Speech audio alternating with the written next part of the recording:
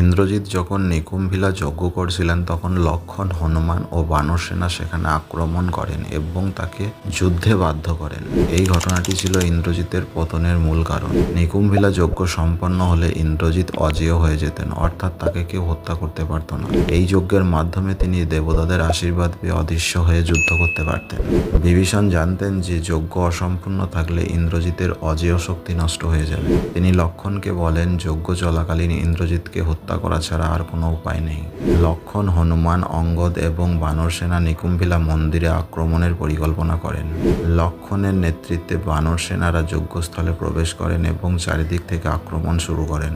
হনুমান এবং অঙ্গদ রাক্ষসের সঙ্গে সংঘর্ষে লিপ্ত হন। বিশাল যুদ্ধ শুরু হয়। সেখানে বানর সেনারা রাক্ষসদের দমন করেন। ইন্দ্রজিৎ বুঝতে পারেন যে যজ্ঞ অসম্পূর্ণ থাকলে তিনি পরাজিত হবেন।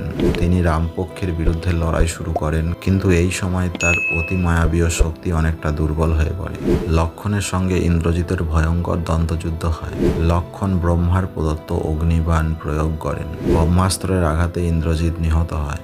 ইন্দ্রজিৎ যদি নিকুম্ভিলা যজ্ঞ সম্পন্ন করতে পারতেন তাহলে তাকে হত্যা করা সম্ভব হতো না, কিন্তু বিভীষণের পরামর্শে লক্ষ্মণ ও বানর সেনা যজ্ঞ ধ্বংস করে তাকে দুর্বল করে দেন এবং শেষ পর্যন্ত লক্ষ্মণ তাকে বধ করেন।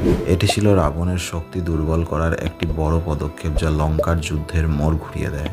হিন্দু ভাই বোনেদের প্রতি অনুরোধ, আপনার ধর্ম ও সংস্কৃতির প্রচারে এগিয়ে আসুন।